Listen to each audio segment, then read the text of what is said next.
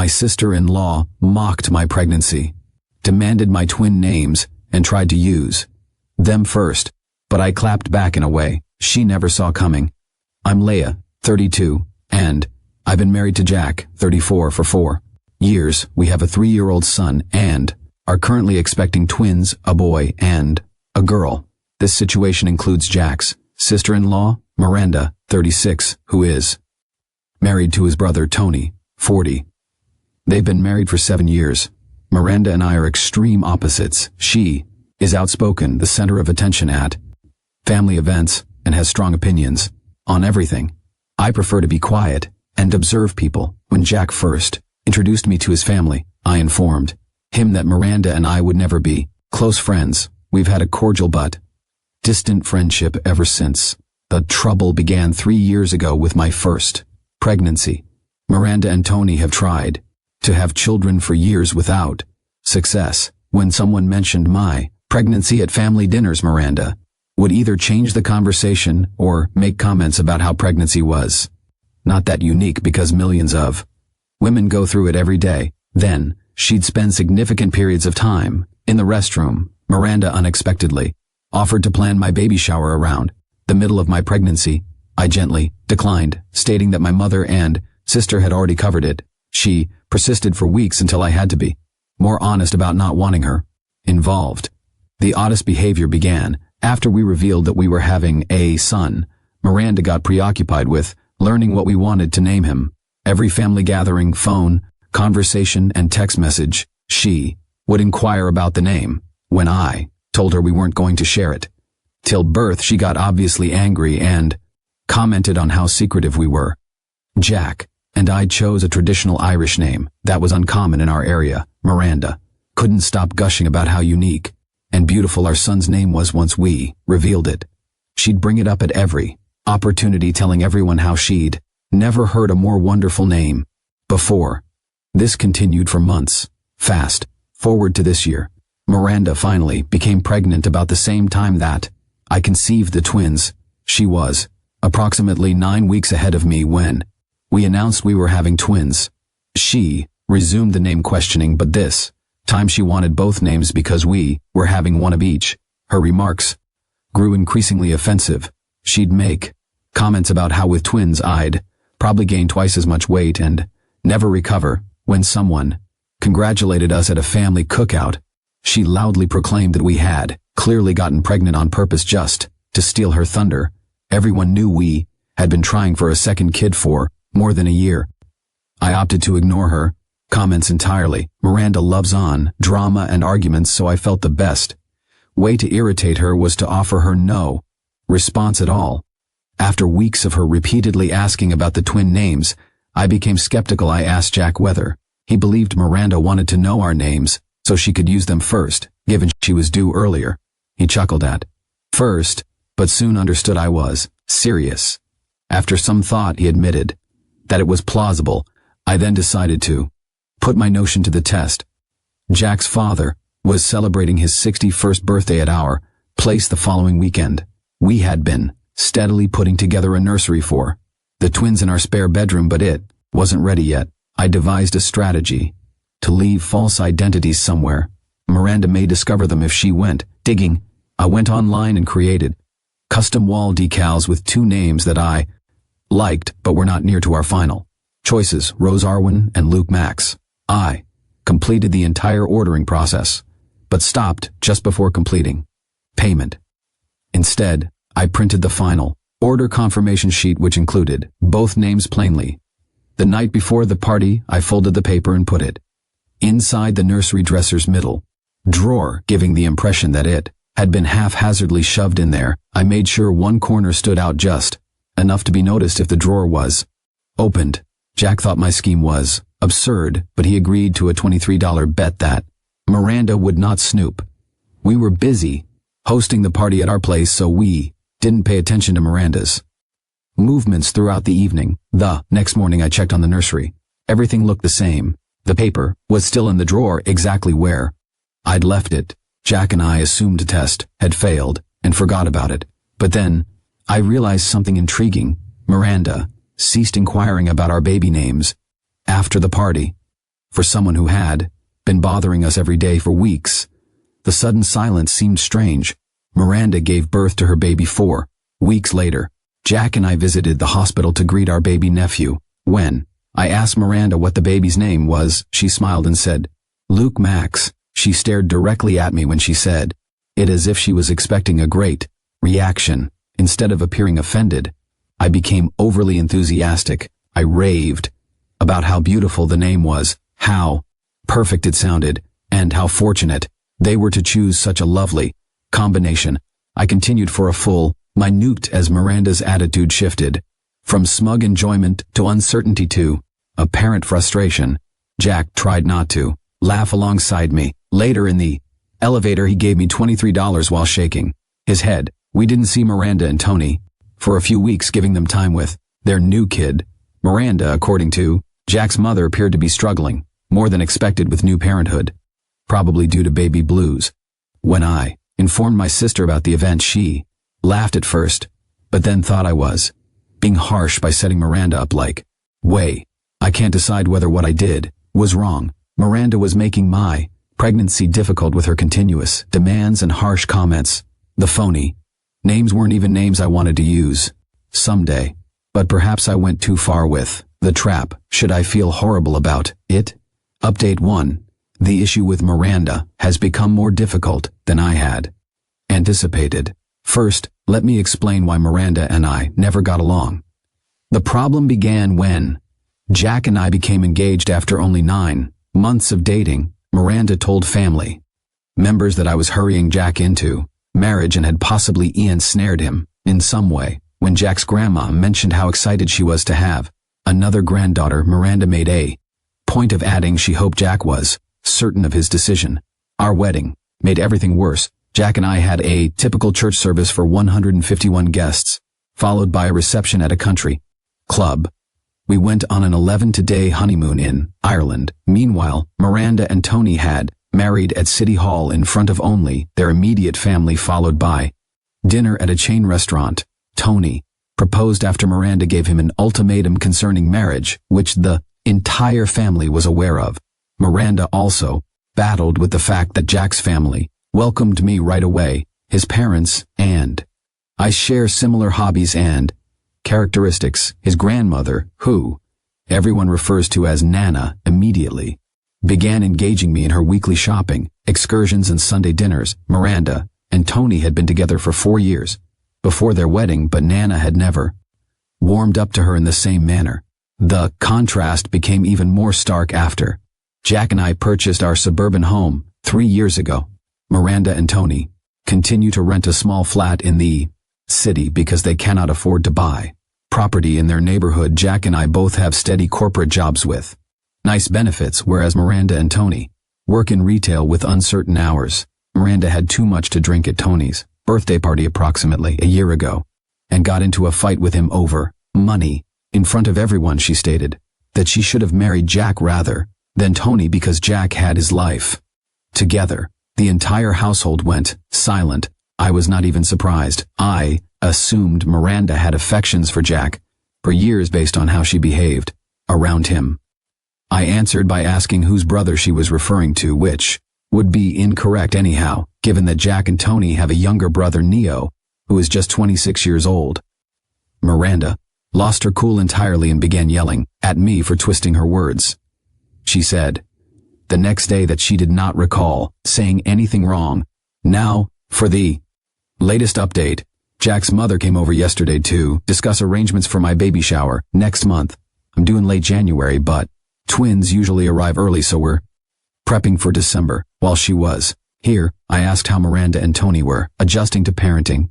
Jack's mother sat down with a heavy sigh, saying it was complicated. Miranda and Tony, she claims, were battling about baby names even before the kid was born.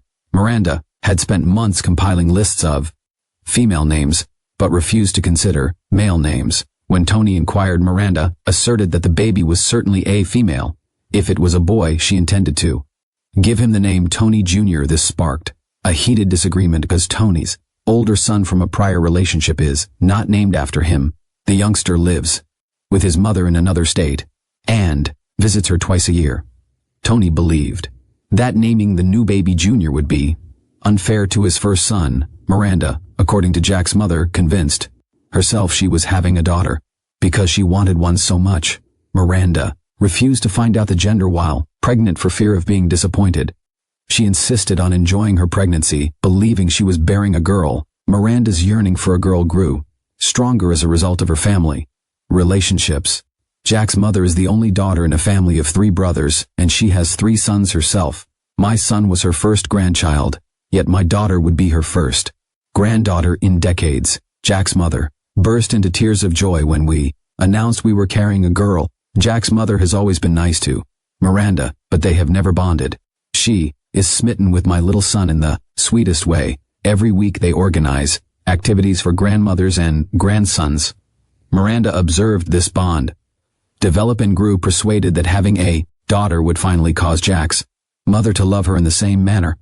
When Miranda gave birth to another grandson instead of the granddaughter she had hoped for, something changed in her thoughts. The hospital scene was considerably messier than I expected. Miranda and Tony were still debating over names when Jack and I arrived. Miranda had never mentioned Luke Max to Tony until that point. Tony was stunned and indignant when she told us what had happened. He had no idea where those names came from and disliked them completely.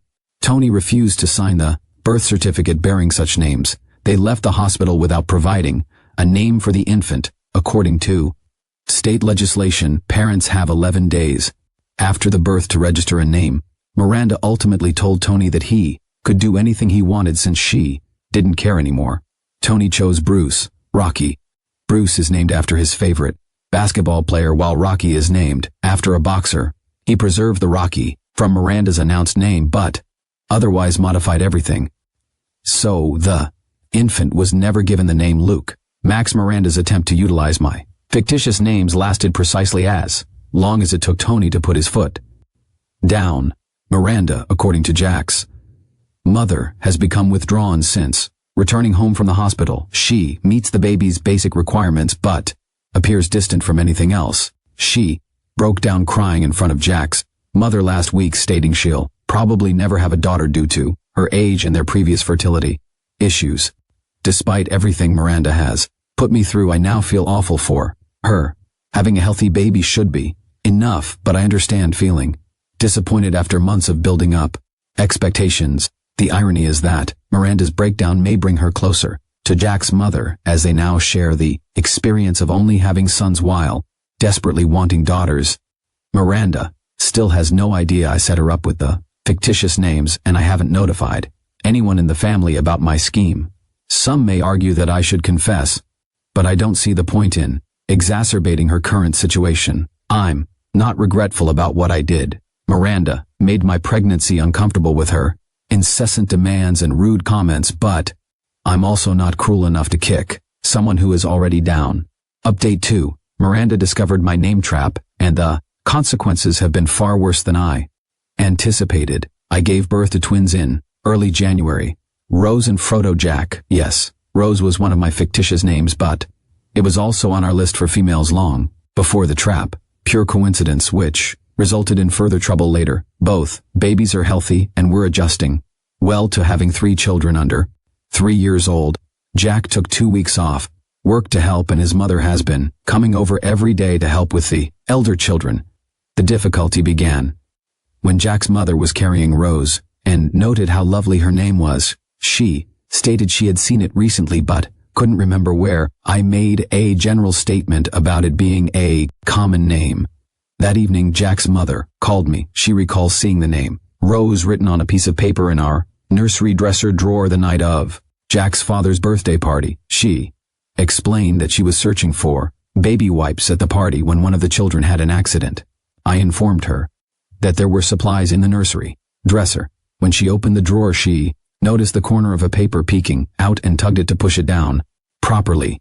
She had glanced at it and seen both names, Rose Arwen and Luke Max. Jack's mother assumed those were our chosen names and didn't think much of it at the time. But when Miranda introduced Luke Max at the hospital, Jack's mother recognized Miranda had read the same newspaper elsewhere. Miranda had snooped in our nursery discovered what she believed to be our genuine names and attempted to use one of them first. Jack's mother was furious that Miranda had gone through our personal belongings and that I felt the need to build a trap. I decided to give her the entire truth about my concerns and the phony name arrangement. Jack's mother was not pleased with the deception, but she understood why I had done it. She was angrier about Miranda's probing than my trap. The trouble arose when Jack's mother could not keep the story to herself. She told Jack's father, who notified Tony during a phone call about something else altogether. Tony confronted Miranda, who initially denied everything but later admitted to looking through our dresser drawers. According to Tony, Miranda broke down totally when she discovered we had duped her. She stated that she had planned to use any term she could find to hurt me and make herself feel better about her own disappointments. She'd spent months resenting my pregnancy and wishing to ruin something for me in the same way that her reproductive issues had ruined everything for her. Tony was upset not only because of the spying but also because Miranda admitted that she tried to name their son specifically to hurt me. He informed her that she needed to apologize to both Jack and me immediately. Miranda declined. She claimed I had humiliated her by setting her up, and she refused to apologize for anything. She said that I was manipulative and had turned the entire family against her. This resulted in a massive brawl between Miranda and Tony. He pointed out that she had brought all of this upon herself by searching through our personal items and attempting to take our baby names out of spite. Miranda accused him of choosing my side over his own wife's. The disagreement heated up when Tony said that he had never liked the name Luke Max and was relieved they had ended up with Bruce Rocky instead. Miranda screamed that she despised the name Bruce Rocky and wished she hadn't had a baby at all if it wasn't going to be female.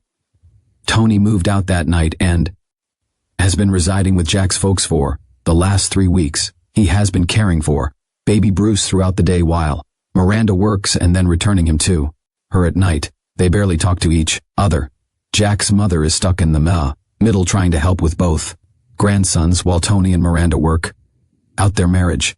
She is disturbed about the situation and concerned that all of the strain would impact baby Bruce. Miranda has been telling everybody who will listen that I am a bad person who ruined her marriage via my scheming. She has convinced some of Tony's co-workers and extended family members that I am manipulative and harsh. Jack is unhappy with his brother and Miranda for involving our newborn babies in their turmoil. He wants to cut all touch with them until they resolve their issues.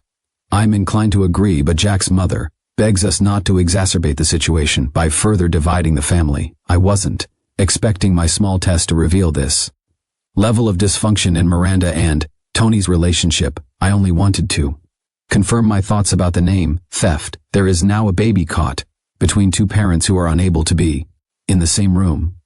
Part of me feels bad for starting this series of events, but a larger part of me believes Miranda's behavior was bound to produce difficulties soon. I simply happened to be the catalyst that brought everything to light. Update 3. Miranda and Tony separated and she has vanished from our lives entirely. The divorce process progressed fast because they had only been married for 6 years and did not own much jointly. Tony maintained their apartment lease and furniture. Miranda moved back in with her parents in another city around 2 hours away. The custody arrangement for infant Bruce became the most serious concern. Miranda first wanted full custody, stating Tony's work schedule was too unpredictable for him to be a responsible parent. Tony responded by bringing up Miranda's remark that she wished she hadn't had the baby. Jack's mother ended up testifying about Miranda's behavior during the name dispute, including her admission that she tried to intentionally damage me. The judge was unimpressed by someone who would use their baby's name as a weapon against family members. Tony received primary custody with Miranda receiving supervised visits every other weekend. She has to drive to our city for the visits since the judge does not want baby Bruce to travel back and forth all the time. Jack's parents oversaw the visits in their home. Miranda attended her planned visits and obeyed the regulations for the first month, but she appeared distant from Bruce frequently, passing him off to Jack's mother while she sat on her phone or watched television. Miranda began missing visits, first one then two in a sequence, followed by months without touch. She stopped returning Tony's calls to schedule makeup appointments. When Jack's mother attempted to contact Miranda, her phone went directly to voicemail. We discovered on social media that Miranda had been dating someone new, a man she had supposedly met at work before returning to live with her parents. Her Instagram photos showed them traveling together, going to restaurants, and generally living like a childless couple in their 20s. Tony was devastated. Despite everything that had transpired, he hoped Miranda would stand up as Bruce's mother. He'd been suffering with his own guilt about their marriage's dissolution, wondering if he could have handled things differently. Jack's mother stepped in to help Tony with childcare while he worked. She basically became Bruce's primary caretaker during the day, which worked out perfectly because she already looked after my 3 children on a daily basis. The cousins are growing up together, which benefits everyone involved. Miranda made one farewell appearance at a family gathering to celebrate Jack's grandmother's 85th birthday last month. She arrived unexpectedly with her new partner, presumably expecting to be welcomed back, as if nothing had occurred.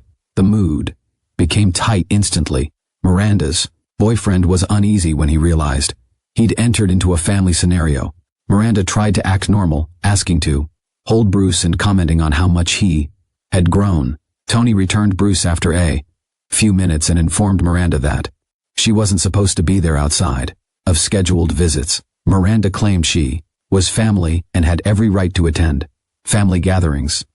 Jack's father finally stood up, telling Miranda that she had lost the right to appear up unannounced. After months of ignoring her son and bad-mouthing family members, he asked her and her partner to leave. Miranda burst into tears, claiming that everyone had turned against her for something she had done nothing to deserve. She claimed that I had ruined her life through manipulation and that no one cared about her side of the story. I had remained quiet throughout the confrontation, but that comment prompted me to, I informed Miranda that digging through my personal belongings and speak up, attempting to steal my baby's name out of spite was her decision, not mine. I told her that she was responsible for every problem in her life and that she should quit blaming others for her actions. Miranda called me names I won't say here and said she wished I'd be unhappy for the rest of my life. Her partner was mortified and began pushing her toward the door. They left as she continued to hurl allegations at various family members. That was 2 months ago.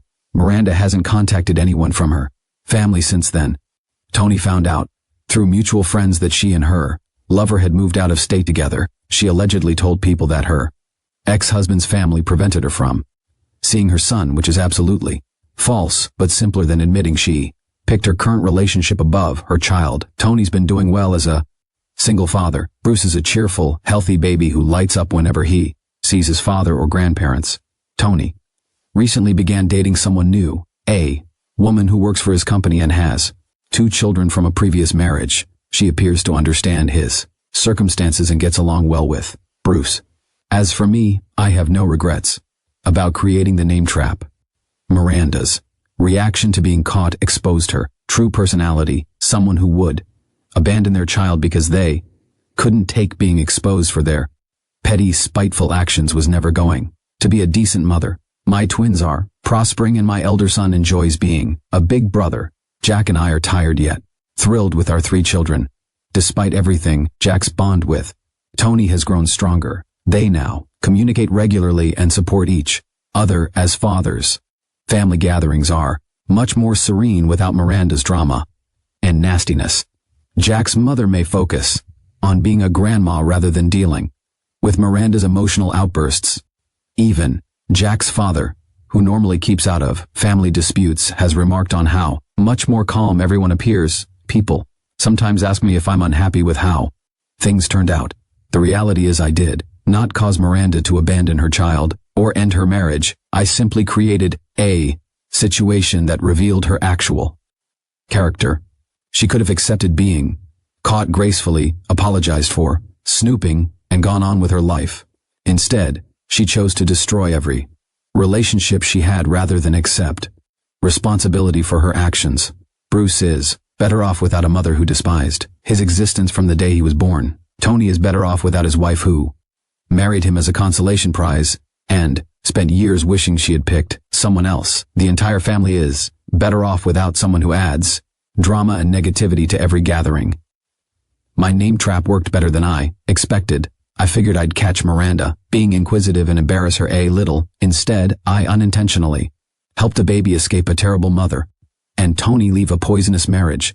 Sometimes the best thing you can do for someone is provide them with enough rope to hang themselves.